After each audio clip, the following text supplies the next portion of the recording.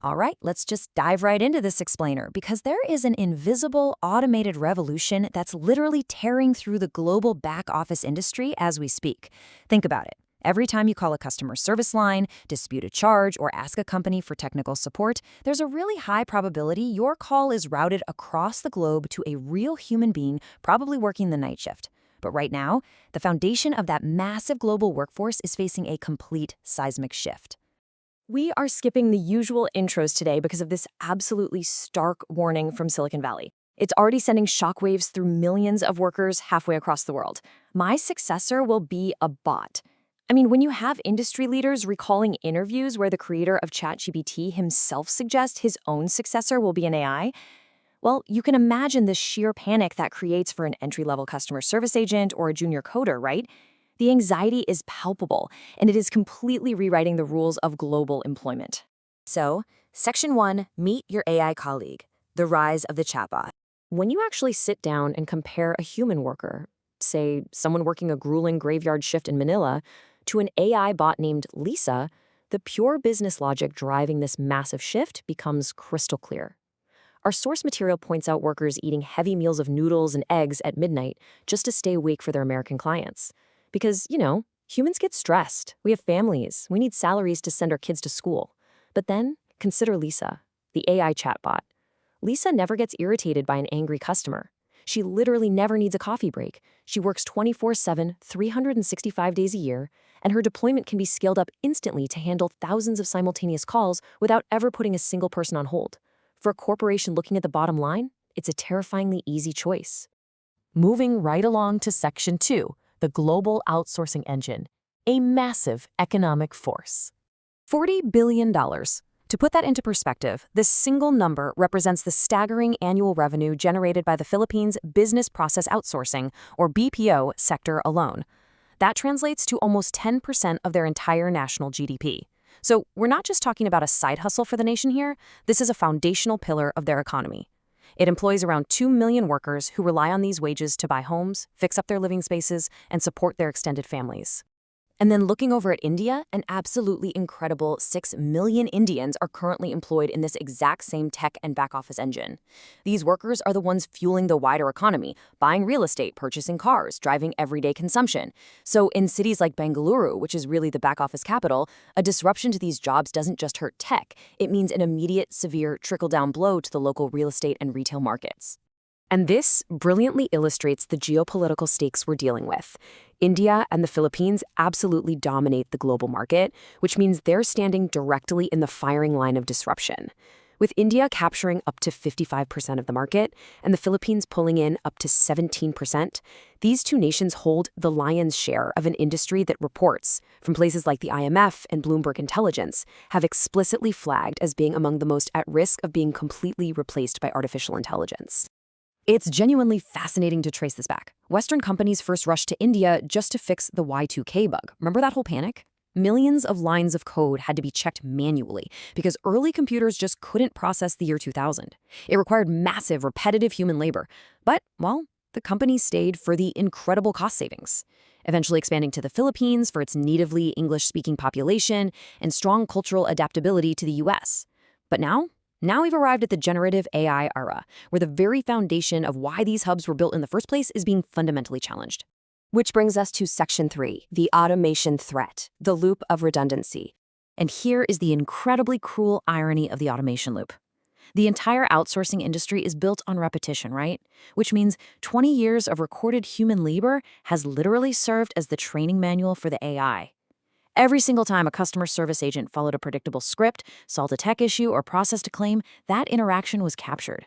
The voice quality, the intonation, the language, the exact steps taken to resolve the issue, all of it was fed into these systems. The better a human did their job, the better the AI was trained to replace them. And the speed of this technology is, frankly, terrifying. Take a look at a recent direct contest held in Bengaluru. The task was simple: build a website for a luxury homestay. In under 8 minutes, the AI had asked clarifying questions and almost completely built out the software. Meanwhile, a highly experienced human programmer, someone who had been coding since age 12, had barely even started typing. The whole shebang was fully completed by the AI in just over 14 minutes. The pure arbitrage of cheap human labor simply cannot compete with instant, practically free AI generation. It's just no contest. So let's look at Section 4, Real Workers, Real Consequences, the human toll. Ravi's story here is just heartbreaking. He's a junior coder in Bangalore who was actually named a star performer by his company, given a significant raise, and then, just a few months later, while working a 5 a.m. shift, he was fired via email. The email explicitly stated that because of AI, his resources were no longer needed. He hasn't even told his family yet, because he is the sole breadwinner trying to pay rent and save it for his sister's marriage. And Ravi definitely isn't alone. Major tech giants like Oracle and India's TCS have recently executed massive, historic job cuts. For TCS, cutting 12,000 jobs was actually the largest reduction in its entire history. On top of that, hiring has completely tanked. India's top IT firms added a net of only 17 employees, yes, you heard that right, 17, in the first 9 months of the recent fiscal year. That is a catastrophic drop from the thousands they used to hire. Even more tragically, workers like Ivan in the Philippines realized that their daily tasks, literally checking the AI for errors, were actually just the final steps in training their automated replacements. Ivan was a quality analyst. His job was to monitor agents' calls for pitch, tone, resolution. Now, when AI was first introduced, it made errors, so Ivan's human intervention was needed to correct it. But once Ivan helped the AI reach near perfection, the company no longer needed him, or the 70 other quality analysts on his team. They were all replaced by the exact system they perfected.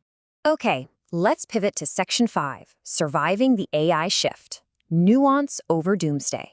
Because despite all that, surprisingly, the industry isn't shrinking just yet.